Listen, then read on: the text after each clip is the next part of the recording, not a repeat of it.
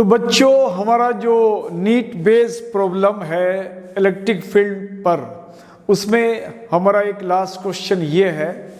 इसको हम लोग करने के बाद दूसरे टॉपिक में जाएंगे जिसका नाम होगा इलेक्ट्रिक डाइपोल। तो बच्चों, ये क्वेश्चन है इलेक्ट्रिक फील्ड पर आधारित जो नीट में अक्सर पूछे जाते हैं, इस नेचर के क्वेश्चन। बहुत ही प्यारा सा क्वेश्चन है। A 5 gram mass is suspended to two helium filled balloon with the help of 1 meter long thread. Both the balloons carry the same charge Q and distance between them is 0.6 meter. When the system hangs in equilibrium, the charge is what? Charge निकालना है। हिंदी इसका अनुवाद है बच्चों, 5 ग्राम द्रव्यमान को 2 helium से भरे बलून या गुब्बारा जो 1 मीटर धागे से बंधा है लटकता है। 5 ग्राम मास लटकता है। दोनों बलून में समान आवेश Q है तथा बलून के बीच की दूरी 0.6 मीटर है। यदि या जब यह निकाय हवा में, एयर में, वायु में समतुल्य अवस्था में लटकता है तो उस समय बलून पर आवेश क्या है। तो बच्चों, ये उसका हिंदी अनुवाद हुआ। कहा कि कुछ बच्चे बोलते हैं कि सर आप थोड़ा सा हिंदी में भी उसको बता दें, तो मैंने बता दिया, आप उसको आराम से लिख सकते हो। अब इसको हम लोग सॉल्व करते हैं बच्चों। अब इसको सॉल्व करेंगे कुछ इस तरह से। थोड़ा सा इसको हम लोग स्केचिंग करेंगे। 2 बलून है हमारे पास, 2 बलून है। तो ये एक बलून ये है और दूसरा बलून ये है। ये 2 बलून है और दोनों में बच्चों हीलियम गैस भरा हुआ है। Helium gas. और ऐसे केस में जब हीलियम गैस भर देंगे तो बलून हवा में उड़ने लगेगा, ऊपर की तरफ जाएगा। अब ये दोनों बलून को 1 मीटर धागे से बांध करके 5 ग्राम का एक मास यहां पे हमने लटका दिया है। 5 ग्राम का एक मास यहां पे हमने लटका दिया है और वो 5 ग्राम मास हमारा यहां पे लटक रहा है। 5 ग्राम मास यहां पे लटक रहा है। ये 5 ग्राम का ये मास है बच्चों। अब कह रहा है कि दोनों बलून में समान चार्ज है Q और यहां भी चार्ज मान लिया Q। अब दोनों बलून के बीच का डिस्टेंस, दोनों बलून के बीच का डिस्टेंस, तो दोनों बलून के बीच का डिस्टेंस दिया हुआ है 0.6 मीटर।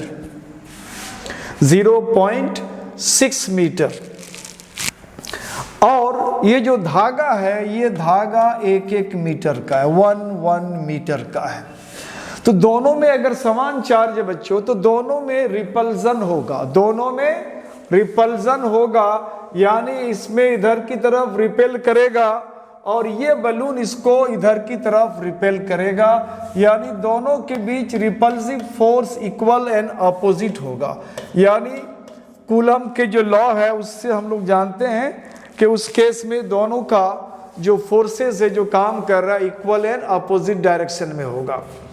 अब देखना है कि ये 2 बलून जो इस 5 ग्राम मास को लेकर के हवा में लटक रहा है, मतलब हैंग कर रहा है, ना ऊपर जा रहा है ना ये मास बलून को नीचे आ रहा है, बिल्कुल हवा में लटक रहा है। इट मीन्स कि यहाँ पे इक्विलिब्रियम ऑफ कंकरेंट फोर्स जो आपने एलिमेंट में पढ़ा है बच्चों, वो काम कर रहा है।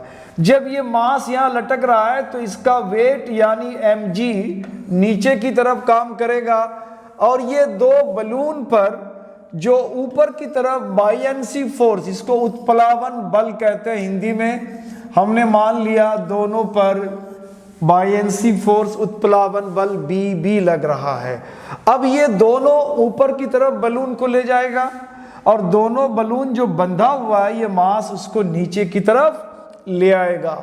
तो इसका मतलब है कि अगर ये दोनों इक्विलिब्रियम में है तो जितना बायएंसी फोर्स लग रहा है ऊपर की तरफ उतना ही उसका भार यहाँ mg नीचे की तरफ लग रहा है। इसका मतलब है कि उसका जो भार है वो इधर की तरफ काम कर रहा है, वर्टिकली अप भार को बैलेंस कर रहा है।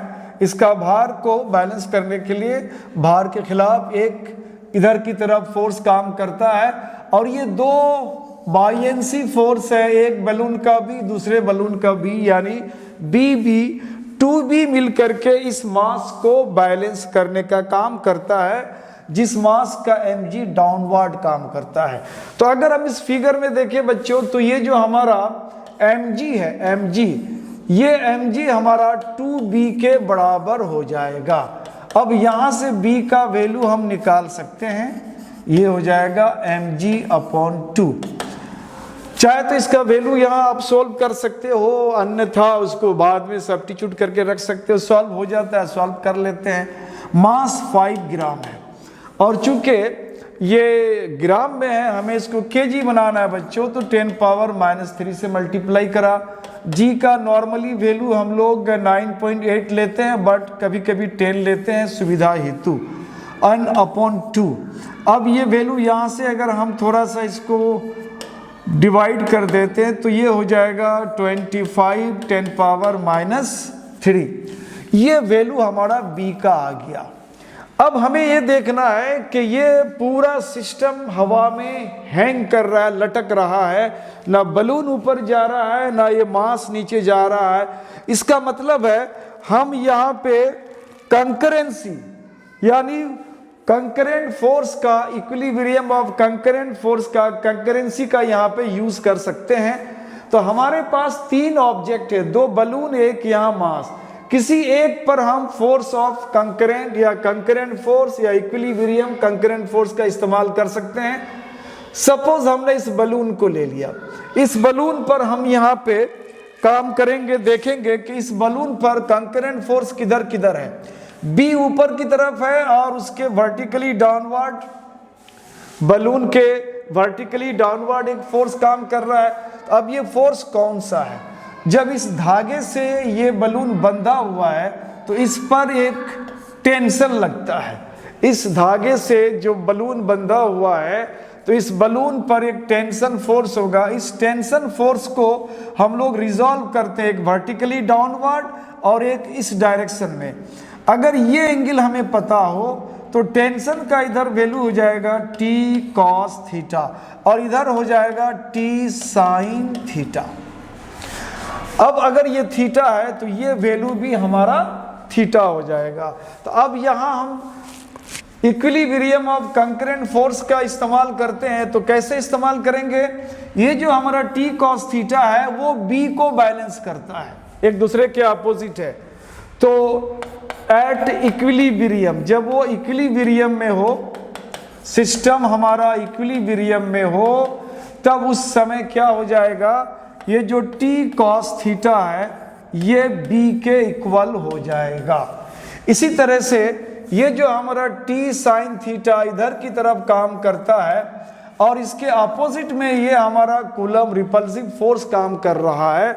इसका मतलब है कि t sin थीटा ये equal to repulsive force Fe के इक्वल होगा। अब यहाँ से हम इस रिलेशन को आगे बढ़ाएंगे तो हमको बलून पर चार्ज कितना है जो हमें निकालना है ये हम लोगों को मिल जाएगा। तो बच्चों छोटा सा कैलकुलेशन है, ज़्यादा कुछ है नहीं। चाहो तो आप इसको खुद भी कर सकते हो, अदरवाइज मैं थोड़ा स्टेप बढ़ा देता हूँ। थोड़ा सा ये है कि इसको हम लोग टेक्निकली यूज करें तो यहाँ पे अगर हम इन दोनों को डिवाइड करेंगे तो t हमारा कैंसिल हो जाएगा। अगर रिलेशन 2 को अगर 1 से डिवाइड करते हैं बच्चों तो ये हो जाएगा हमारा t sin थीटा अपॉन हो जाएगा t cos थीटा और ये है Fe अपॉन यहाँ पे हो जाएगा b। अब t कैंसिल हो जाएगा तो साइन अपॉन कॉस ये हो जाएगा टेन थीटा और ये एफ ई अपॉन बी हो जाएगा और b का वैल्यू हमें पता है यहाँ पे। तो अब हम इसको थोड़ा सा और एक दो स्टेप्स में आगे बढ़ा देता हूँ सो दैट कि आपको कैलकुलेशन में आसानी हो जाएगा। हमें चार्ज निकालना है तो यहाँ पे एफ ई रखते हैं और ये b इधर कर लेते हैं तो ये b टेन थीटा हो जाएगा। अब एफ ई का वैल्यू होता है coulomb constant, product of charges, दोनों चार्ज सेम है तो उसका प्रोडक्ट चार्ज स्क्वायर हो जाएगा अपन दोनों के बीच का डिस्टेंस है 0.6 तो 0.6 का स्क्वायर हो जाएगा और ये हो जाएगा b टेन थीटा। अब हमें ये वैल्यू को थोड़ा सा एक दो स्टेप और है जो क्यू स्क्वायर अगर हम निकालना चाहें तो ये वैल्यू हो जाएगा हमारा 0.6 whole square b tan theta upon ये कूलम कांस्टेंट k का वैल्यू यहाँ आ जाता है। अब यहाँ तक हम लोगों ने पहुँच गया और वैल्यू लाइकली टू बी हम लोगों ने अप्रोच तक चला गया है। अब इसको आगे सॉल्व कर सकते हो। क्यों जब स्क्वायर यहाँ से रिमूव करोगे ये पूरे पर होल स्क्वायर आ जाएगा 0.6 होल स्क्वायर, b का वैल्यू हम लोगों के पास ऑलरेडी निकला हुआ है वो बैठा देंगे।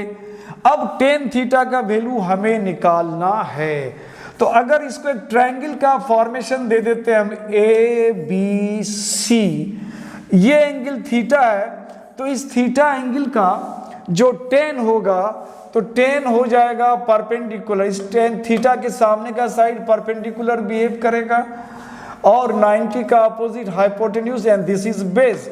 तो इस एंगल का अगर टेन लेंगे तो परपेंडिकुलर यानी BC अपॉन बेस यानी AB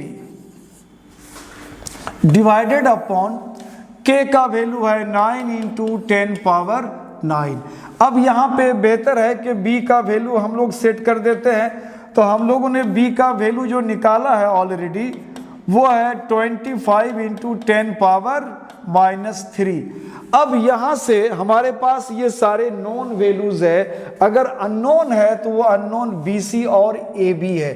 तो हम यहाँ पे BC और AB का वैल्यू हम निकालने की बात करेंगे तो BC बच्चों ये हमारा BC है, ये चीज़ हमें नहीं मालूम है, ये हमें नहीं मालूम है, ये हमें मालूम है और ये भी मालूम है।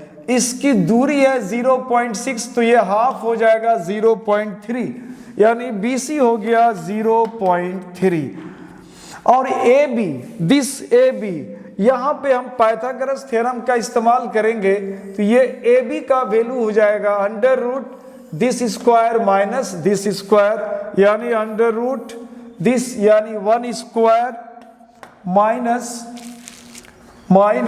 This square and this is 0.3 square. अब इसको सॉल्व करके बच्चों यहाँ आप बैठा दोगे तो चार्ज का वैल्यू आपको मिल जाएगा जो थोड़ा सा कैलकुलेशन है। तो बच्चों यहाँ हमारा इलेक्ट्रिक फील्ड पर जो और कूलम फोर्स से रिलेटेड जो हमारा एक सेक्शन था न्यूमेरिकल का नीट बेस्ड, हम इसको यहाँ पे विराम देते हैं। अब हमारा अगला टॉपिक होगा जिसका नाम होगा इलेक्ट्रिक डाइपोल। बहुत इंपॉर्टेंट टॉपिक है और स्पेशली जो 12th के बच्चे हैं, 12th के बच्चे के लिए ये टॉपिक बहुत इंपॉर्टेंट रखता है, 12th के एग्ज़ाम में, बोर्ड एग्ज़ाम में आता है। तो बच्चों आज हम लोग यहीं पे इसका एंड करते हैं और नेक्स्ट टॉपिक जो होगा वो हमारा होगा इलेक्ट्रिक डाइपोल। तब तक के लिए आपका दिन शुभ हो और हमारे चैनल को आप व्यू करते हो, इसको देखते हो, इससे फ़ायदा लो और ज़्यादा से ज़्यादा कोशिश करो कि आप अपने दोस्तों में शेयर करो, दोस्तों को भी फ़ायदा पहुँचे और इसको थोड़ा सब्सक्राइब भी करो। Keep it up, best of luck.